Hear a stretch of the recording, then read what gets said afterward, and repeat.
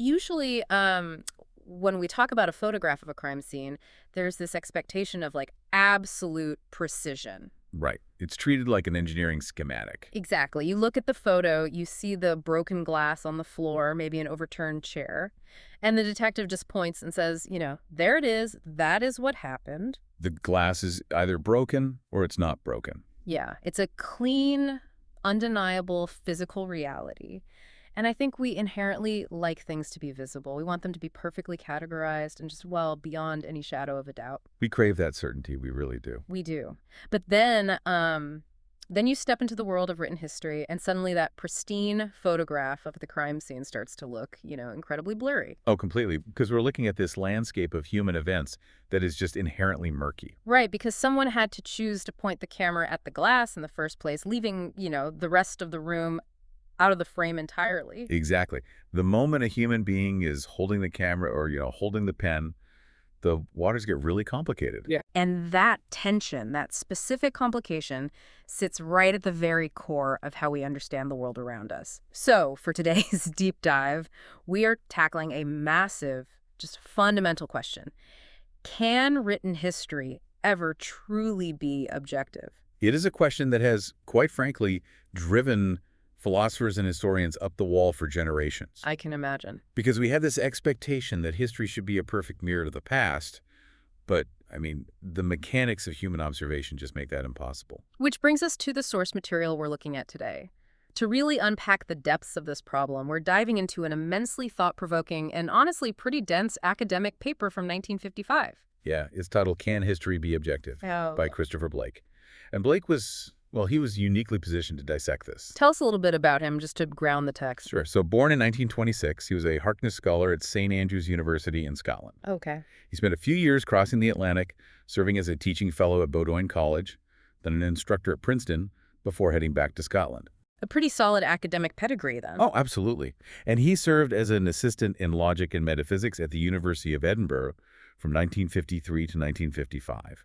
This paper was actually published right at the end of that Edinburgh tenure. And that title alone, assistant in logic and metaphysics, it really signals that we're dealing with someone who isn't just looking at historical dates. He's looking at the precise machinery of how we think. Right, how we use language itself. He's looking at the conceptual foundation of truth. Which is why I want to stress to you listening right now, this isn't just some abstract, dusty academic exercise. No, not at all. It's fundamentally about how you consume information. It's about how we decide to trust our sources and, how we make sense of the narratives that shape our reality every single day. Because if we can't trust how the past is recorded, the very concept of trusting the news you read this morning begins to unravel. Yeah, it's like this intellectual monster hiding under the bed. The fear is that if historians always have to select which facts to include, doesn't their personal bias make the very idea of objective history a complete myth? Because no one can write down every single thing that happened every second of the day. Right. So let's get into the first big argument here. The skeptic's argument, or this idea of historical skepticism. The relativist viewpoint. Yeah. And it starts with that necessity of selection. Right. It really does. And the relativist viewpoint is actually quite intuitive when you lay it out. A historian always starts by facing an infinite pool of information. Right. There are millions of records. Diaries, tax documents, treaties, mundane receipts for grain. Exactly. And because a historian must select a tiny fraction of this information to build any kind of narrative, there must be a personal factor involved. A choice requires a chooser. Precisely. Every single act of inclusion is simultaneously an act of exclusion. And Blake cites a few scholars who really dug into this. Yeah, he mentions H. Butterfield, who wrote extensively about this. Butterfield tried to draw a distinction between general history and historical research. Like trying to split the discipline in half to save part of it? Sort of, yeah. The implication was that maybe general history, the broad sweeping narratives, involves a lot of organization and inference, so that might be biased. Okay. But maybe the pure granular research, the nuts and bolts, might be safe from this bias. But wait, how does that work? Even a researcher relies on their own presuppositions, don't they? They absolutely do. Even the most meticulous researcher, sitting completely alone in a dusty archive, can't make an objective selection of material without some bias. Right, because even deciding which archive to visit is a choice. Exactly. Which box of documents do you open first? Which era do you even care to study? If a researcher chooses to study, say, the economic trade routes of 14th century Venice. They've already made a subjective judgment. They've decided that trade routes are more important than, I don't know, the religious poetry written in Venice during that exact same century. Wow. So the bias is baked into literally the very first step of the journey. It is. Which naturally leads to the defense of the raw data. Right, the pushback. Because my instinct is to say, but wait, what about the raw facts? The indisputable occurrences. Yeah. Like, if a historian says the chicken crossed the road, isn't that an indisputable foundation? Well, the scholar G.N. Clark tried to build a wall against this skepticism. He argued that we must not forget there are such things as facts. Okay, good. He said that all our knowledge of the past has a hard core of facts, even if those facts are concealed by what he called a surrounding pulp of disputable interpretation. I really love that imagery. A hardcore surrounded by a pulp. It's exactly like a peach. It's a great metaphor. Where I have the solid, unbreakable pit in the middle, the undeniable date or the physical event like a battle taking place on a Tuesday. Right. And then you have all this sweet, messy, arguable stuff around it, the motivations, the societal impact. The legacy of the battle. Yeah. So the implication is that objectivity is saved if we just focus on the pit. The pit is solid. But here's where it gets really tricky. If we stretch that peach analogy, we have to ask, where does the pit come from in the first place? Oh, interesting. Where does it come from? Well, a scholar named Levi Bruhl introduces a pretty devastating counterargument here. He points out that the only things we call facts are the things that produce a certain effet de shock. An effet de shock, like a shock effect. Exactly, a shock effect. Levi Bruhl is suggesting that the very act of calling something a fact or an event is already a selective, highly subjective move. Wait, really? Just naming it a fact makes it subjective? Yeah, because it implies an estimate of its importance. Think about it. A farmer dropping a sack of grain in 1789 is a physical occurrence. Right, it physically happened. But it isn't considered a historical fact unless, say, that dropped grain somehow sparked the French Revolution. Oh, wow. I see. Elevating an occurrence to the status of a fact means it shocked us or interested us enough to lift it above the everyday background noise. So the peach pit isn't raw reality. The peach pit is just the piece of the pulp we retroactively decided was the most important. Precisely. The foundation isn't bedrock, it's just human attention.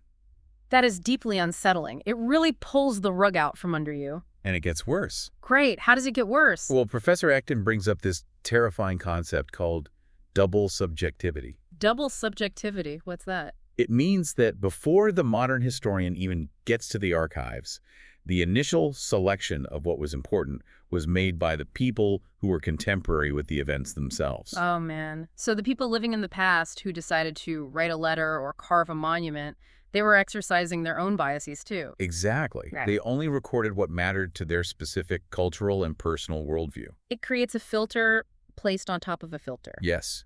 The original author filtered reality through, say, a 17th century bias to write a document. And now a 20th century historian is filtering that document through a modern bias to write a book. Right. You aren't looking at the past. You're looking at what someone in the past thought was worth writing down. If a peasant rebellion wasn't considered important by the literate aristocracy, it simply wasn't recorded. So the modern historian is working with an archive that has already been aggressively curated by the prejudices of dead people. It's a massive game of telephone across centuries. Where every single person in the chain is deliberately altering the message based on their own personality. And the limitations of their era, which is why this spirals into absolute, paralyzing skepticism. Yeah, I can see why. Blake brings in the philosopher Michael Oakeshott here, right? He does. Oakeshott articulates the endpoint of this relativist argument perfectly. He says we know nothing of a course of historical events apart from some system of postulates. Meaning what, exactly? Meaning what is known is always in terms of what is presupposed.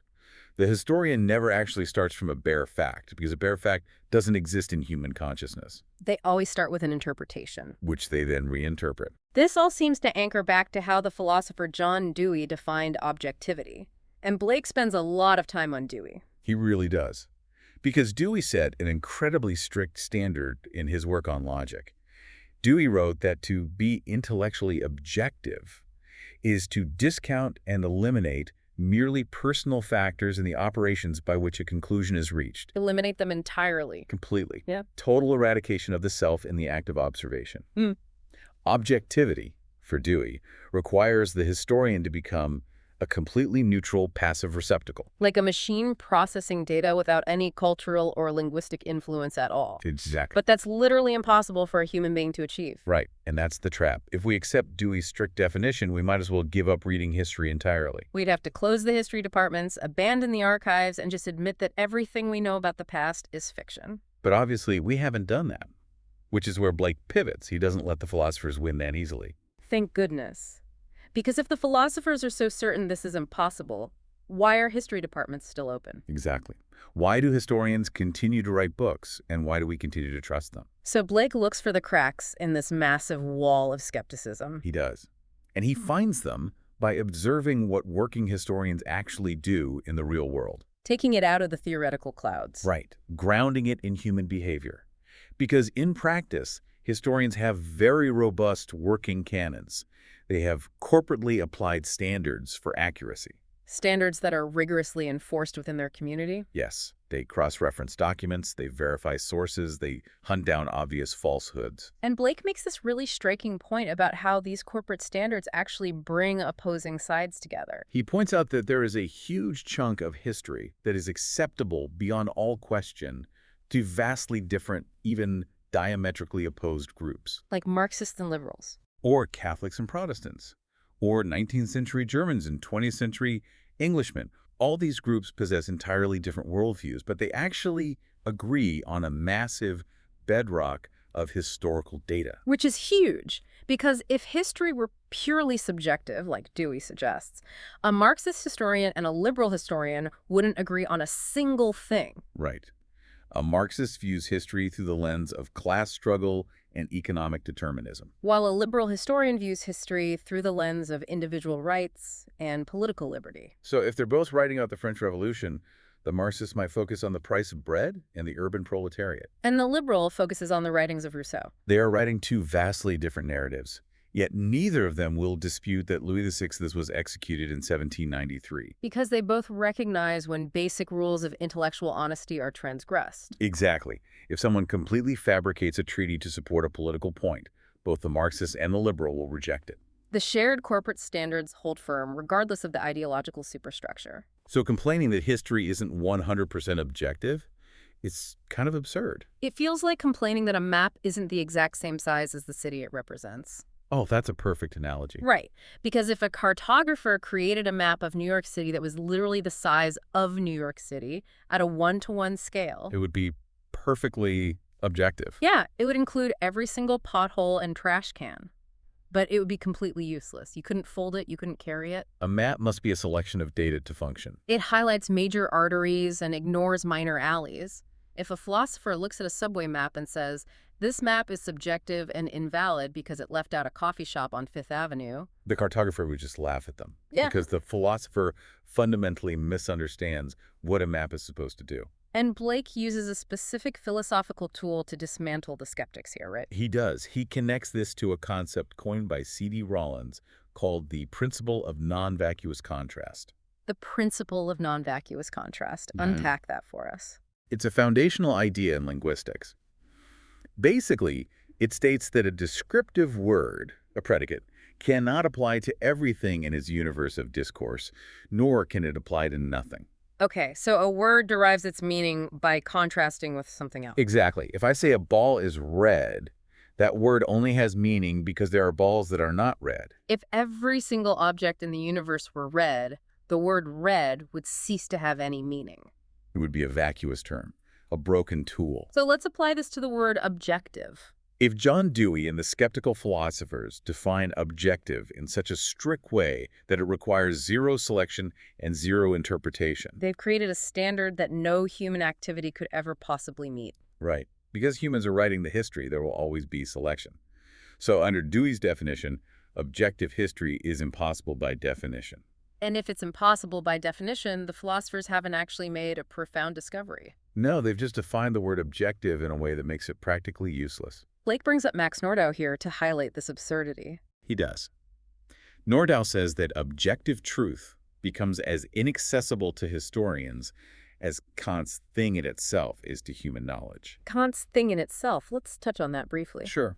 Kant's philosophy revolves around the idea that we only ever experience the phenomenal world, the world as it appears to our senses. Like if I look at a wooden table, I experience its color, its texture. But you can never know the noumenal world, the raw, unfiltered reality of the table as it exists completely independently of human perception. That unreachable, pure reality is the thing in itself. Yes, and Nordau is suggesting that demanding objective truth in history is like demanding to touch Kant's thing in itself. It's a ghostly perfection that remains forever outside our grasp. But if objective means touching that unreachable ghost, the word is completely vacuous. It has no contrast in the real world. Exactly. If absolutely everything written by a human is classified as subjective, then calling a specific history book subjective doesn't actually tell you anything useful. It's like pointing out that water is wet. It's a universal condition, not a critical judgment. Which really forces us to look at our own standards, right? When you're reading a news piece, do you throw the entire article out just because it has a slight editorial angle? Do you ignore the shared bedrock of verifiable facts simply because it doesn't meet an impossible standard of godlike neutrality? Demanding a one-to-one scale map of reality leaves you with no map at all. You're just paralyzed by a standard that cannot exist. So, if the philosophers broke the definition of objective by making it impossible, how do we fix it? Well, the solution to a broken theoretical definition is to examine practical application.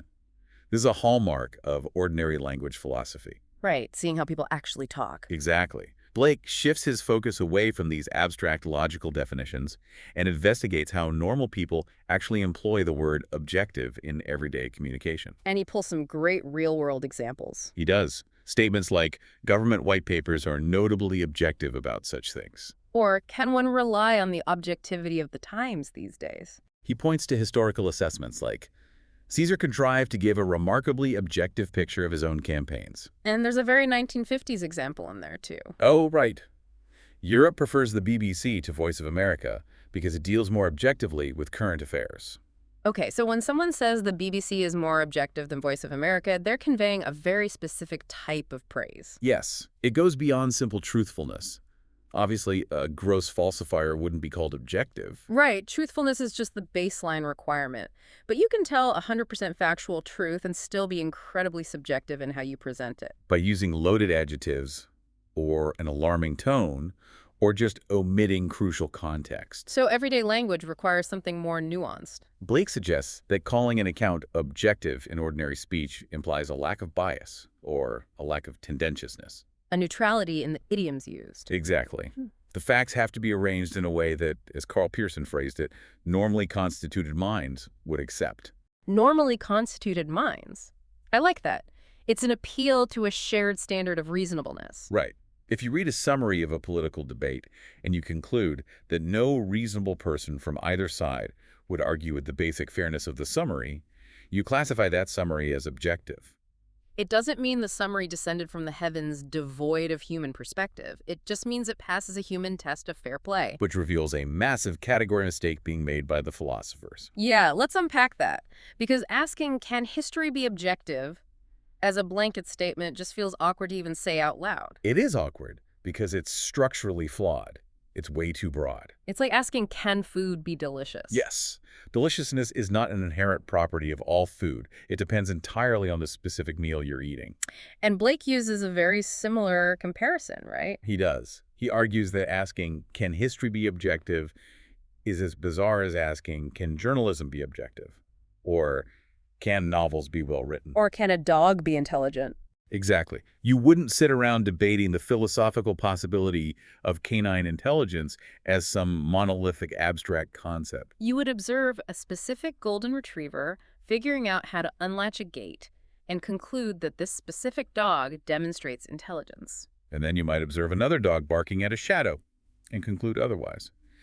The judgment is applied to the individual instance. Not the entire category. So you judge an individual piece of journalism. You say, this specific article is objective. Or this specific biography of Lincoln is objective. But attempting to judge the entire category of history as a monolithic whole is a linguistic trap.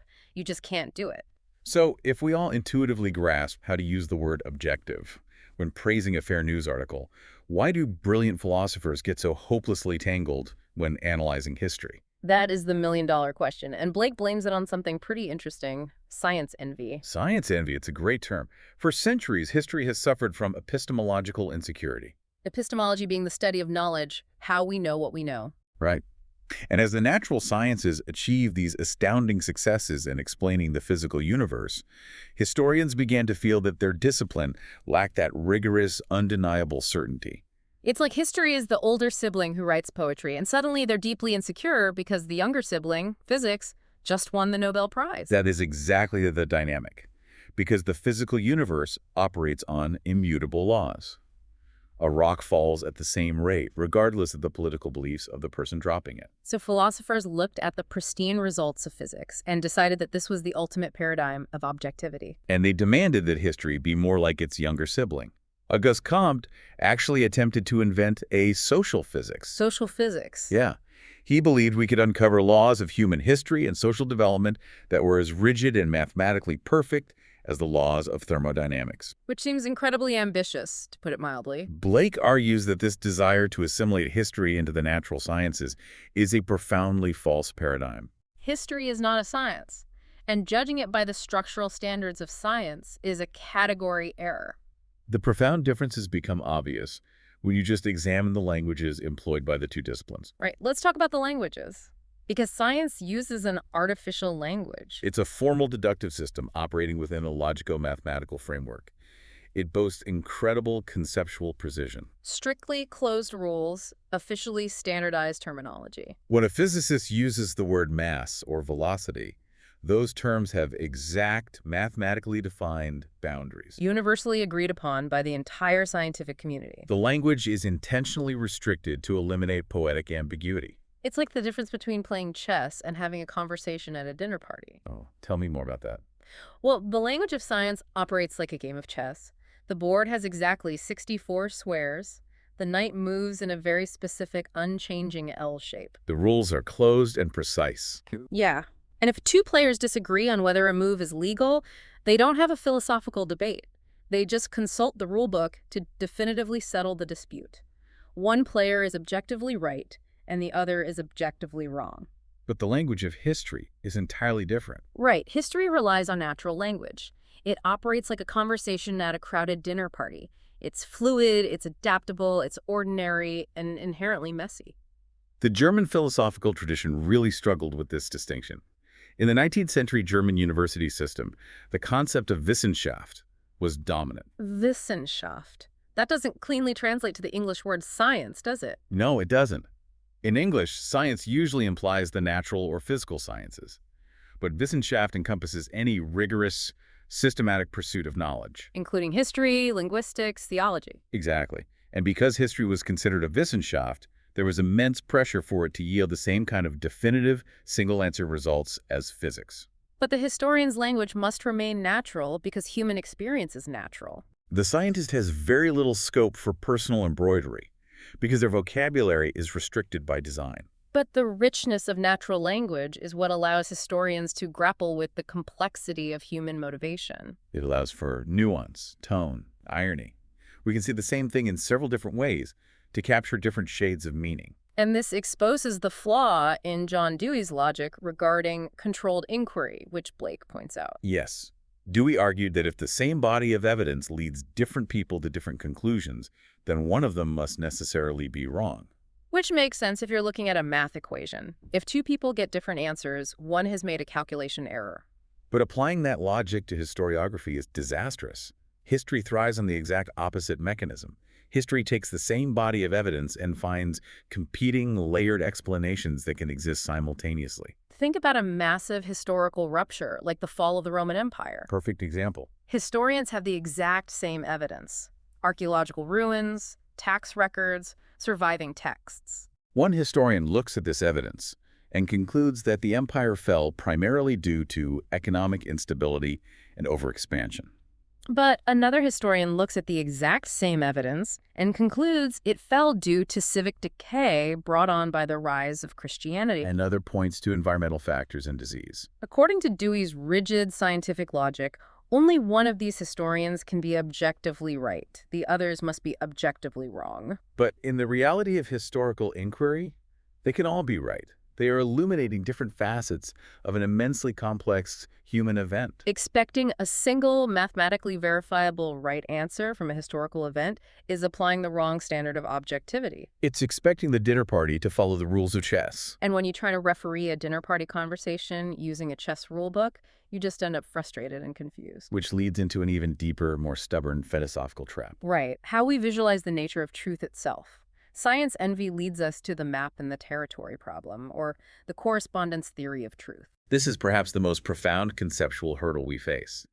Our thinking about factual truth is dogged by what we can call a mirroring illusion. The mirroring illusion. So the instinctual assumption that our sentences and words are supposed to directly mirror or map physical reality. Yes, it's the core of the correspondence theory of truth. A statement is true if and only if it perfectly corresponds to a physical state of affairs in the real world. We operate under the assumption that every piece of verified knowledge is just another verbal building block in constructing a perfect one-to-one linguistic facsimile of the world. If I say, the coffee cup is on the desk, that sense is true because it perfectly mirrors the physical arrangement of ceramic and wood in front of me. The words map directly to the physical territory. But Blake argues this forces a very strict succeed or fail dynamic onto language. It does. If written history is viewed as an attempt to recreate reality on paper using this strict view, it faces a binary outcome. It must either completely succeed in building the flawless replica, or it fails and is deemed subjective. It leaves absolutely no room for a plurality of right answers, because there is only one physical arrangement of the coffee cup and the desk. Some philosophers trying to defend history by leaning into this strict mapping, right? Professor Mandelbaum. Yes. Mandelbaum tries to fight off the relativist skeptics by asserting a rigid realism. He claims that concrete facts possess a definite order in themselves. Meaning the fact itself leads on to further facts without any interpretation by the historian. Mandelbaum is essentially arguing that the facts organize themselves, and the historian merely acts as a perfectly transparent windowpane. But Blake completely dismantles that. He argues that this rigid realism is a reductio ad absurdum, an argument that reduces itself to absurdity. Because it completely ignores the reality that history relies entirely on the historian's synthesis. Right. If history were truly just a tissue of concrete facts mapping perfectly to reality, then all historical disagreements would merely be factual errors. They'd just be typos. If Mandelbaum is right, a fierce, decades-long debate between two historians about the legacy of the Industrial Revolution isn't a deep intellectual disagreement. It just means one of them miscounted the number of coal mines in 1850. Which we know isn't true. Historians argue passionately while agreeing entirely on the raw data. They argue about meaning and consequence, not just counting physical facts. But this leads to my biggest question. Go for it. How do we verify history if we can't just go look at it? With the coffee cup on the desk, we verify the truth by direct confrontation. We just walk into the room and look at the desk. Right. We compare the sentence to the territory. But we cannot do that with history. We can't jump in a time machine and travel back to 1815 to directly confront the Battle of Waterloo. The philosopher Mr. Gardner actually warned against any bogus mysticism regarding the past. In a strict correspondence view, objectivity requires a one-to-one correlation between the account and the actual event, verified by direct observation. But with history, the actual event is gone forever. The physical territory the map is supposed to represent has literally ceased to exist. The historian is never looking at the event. They are looking at diaries, diplomatic letters, archaeological ruins. And crucially, those diaries and letters are already representations made by people in the past. The historian is taking those historical representations and using them to write a book, which is a new representation. So historical writing is not a picture of an event. It is a representation of a representation. It's a portrait painted by referencing other portraits. So if we demand that a history book be verified by holding it up against the raw physical reality of the 18th century, we are demanding the impossible. We are ignoring the unidirectional nature of time. And when philosophers realize they cannot perfectly map the past through direct confrontation, they often try a fallback strategy. Right. They attempt to save objectivity by quarantine. Exactly. They suggest that maybe we can take a conceptual scalpel to the text and surgically separate the objective facts from the subjective interpretations. If we isolate the subjective parts, the remaining data is safe. Historians like Butterfield and scholars like Langlois and Sinobos attempted to formalize this split. They advocated for dividing history into analytic gathering, the scissors and paste work of compiling raw data points, and synthetic history, which is building the narrative. It's highly alluring because it mimics the structure of science again. In scientific disciplines, we can easily and cleanly separate the explicandum from the explicitans. Yes, the explicandum is the raw data, the phenomenon that needs to be explained. The explicans is the theory, the explanation proposed to account for the data. So in a physics laboratory, the data points on a graph are the explicandum. The mathematical formula is the explicans. The line between the data and the theory is absolute. Philosophers look at history and demand the same structure. Put the historical data points in one bucket and the historical theories in another. But Blake argues that this bifurcation completely fails the moment we use ordinary natural language. The line between fact and interpretation doesn't just blur, it vanishes entirely. Blake uses some fantastic borderline examples to demonstrate this, like Professor Field's scenario involving Plato. Oh, yeah. This is a great one. So it is a universally agreed upon fact that Plato visited the city of Syracuse when he was around 40 years old. That is a pure data point, an explicandum. But then Field asks, is it a fact or an interpretation to state the sentence, Plato was a pagan because he believed in many gods? That sentence breaks the binary system entirely. Factually, the historical record indicates Plato participated in the Greek religious system, which involved multiple deities. So he fits the clinical dictionary definition of a polytheist. But the word pagan is not a neutral data point. It was a label applied later by Christians, and it carries massive interpretive theological baggage. It implies a specific relationship to a dominant monotheistic culture. It isn't just a fact. It is a synthesis of thousands of years of religious categorization. You cannot separate the explicandum from the explicans in that sentence. The fact is entirely wrapped up in the interpretive language. Another really relatable example comes from Alfred Sidgwick. He asks us to consider a seemingly simple historical question. Did Lord Byron ill-treat his wife? How do you even categorize the answer to that? Exactly. If you find a letter where Byron admits to yelling at her on a specific Tuesday, is that single occurrence the fact of ill treatment? Or does the concept of ill treatment require a sustained pattern of behavior? Does it require physical violence, or does emotional neglect qualify?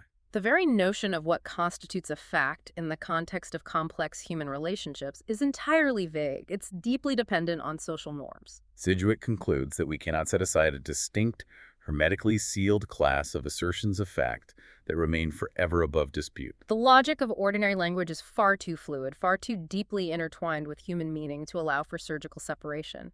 We can't extract the objective facts from the subjective interpretation any more than we can extract the wetness from a drop of water. Which brings us to the grand climax of Blake's argument. The core fallacy we commit is trying to talk about the objective parts of a history book versus the subjective parts. We treat objectivity as if it were a physical substance you can measure in ounces. As if a book could be certified as 60% objective facts and 40% subjective interpretation. Blake argues that this is a radical misunderstanding of how human beings actually judge truth in the real world. When we read a piece of history and judge it as objective, we are not mathematically counting up the undeniable facts and comparing them to the ratio of adjectives. We assess it as a whole piece. We evaluate its general tone. We look for the absence of specific, glaring biases or manipulative emphasis. Objectivity is not a microscopic property of individual sentences. It's an emergent property of the entire narrative structure. It's a holistic judgment about the intellectual honesty of the author's endeavor to represent a complex, vanished past to a present audience, utilizing the inherently messy tool of natural language. So we started this journey in a place of deep anxiety, facing this relativist fear that history is entirely consumed by subjective bias. The fear that the double subjectivity of the past and the present makes any grasp of the truth impossible. But we discovered that the philosophers who generated that anxiety had set an impossibly high, mathematically rigid standard. They demanded a standard of objectivity that applied to literally nothing in the human universe. We recognize the linguistic trap of science envy, the realization that judging history by the deductive rules of physics is a fundamental category error. We let go of the mirroring illusion, accepting that a history book cannot be a perfect physical map of the past because the past is gone. It's a representation of a representation. And we realize that trying to take scissors to a text to separate the pure facts from the interpretations is a fool's errand, because human language naturally blends them together. Which leaves us with Blake's final, remarkably practical observation. In everyday life, we often use the word objective as an encomium, a term of praise. We use it as a badge of honor for an account we find fair, balanced, and reasonable. When you say, my preferred newspaper is more objective than the tabloid, you aren't making a scientific claim about epistemic purity. You are offering praise for the newspaper's adherence to shared human standards of intellectual honesty. The cure for historical skepticism is simply remembering that we already know how to use the word objective practically, even if we cannot define it perfectly in a rigid philosophical laboratory. It requires trusting our shared human capacity to recognize fairness. We wanted the comfort of absolute certainty, that perfect binary photograph of the crime scene. But written history isn't a photograph. It is a massive, complex painting. And a painting requires a painter. A painter possesses perspective, makes choices, and holds biases. But just because it's a painting doesn't mean it fails to capture a profound and recognizable truth about its subject. So I want to leave you with a final thought to ponder. If historical objectivity isn't about perfectly mirroring a dead past, but rather an ongoing, honest conversation between reasonable minds, how does that change the way you read the news tomorrow? Are you going to keep hunting for a perfect mathematical truth that simply does not exist in human affairs? Or are you going to look for the intellectual honesty of the author? Are you looking for the effort they put into honoring the complexity of the event? Thank you for joining this deep dive. Keep questioning the nature of your sources and keep looking for the nuance.